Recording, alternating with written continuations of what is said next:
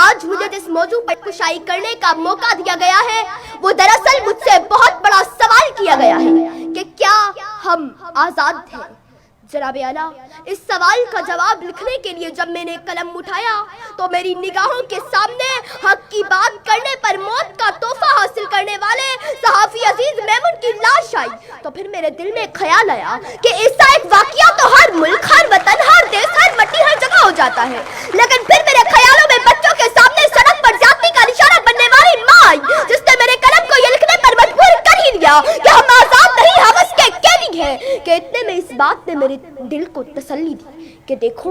آزاد ملک میں بیٹھ کر ناشکری جیسے الفاظ مت لکھنا۔ اب اس بات نے میرے دل کو بہلایا ہی تھا کہ ATM مشین کے کیمرہ سے منہ چلانے والی ویڈیو میرے زمین کو جھنجھوڑنے لگی کہ لکھ تو حق لکھ۔ یہ صلاح الدین اپنی پوری قوم سے منہ چڑھا کر کہہ رہا ہے کہ جان کی امان پاؤں، ایک بات کہوں، جہاں ذہنی توازن ٹھیک نہ ہونے والے شخص کو بھی بے دردی سے مارا جائے وہاں کوئی آزاد نہیں۔ آج میں مارا گیا ہوں، کل کوئی اور مارا جائے گا، انصاف کا سوچنا ہی نہیں، بس مذمت سے کام چلایا جائے گا، بس مذمت سے کام چلایا جائے گا۔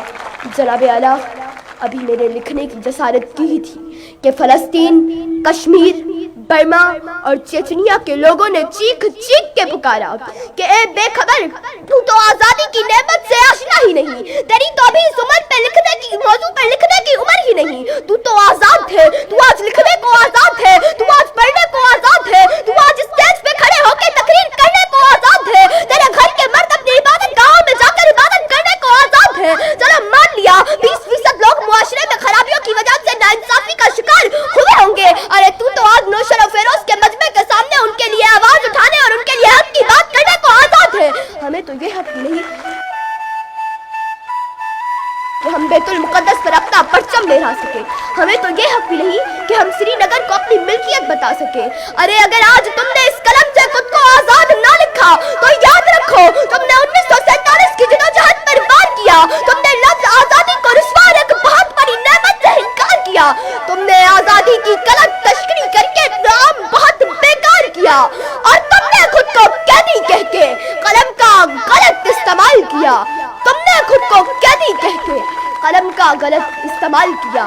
جناب اعلیٰ، یہ چیخیں،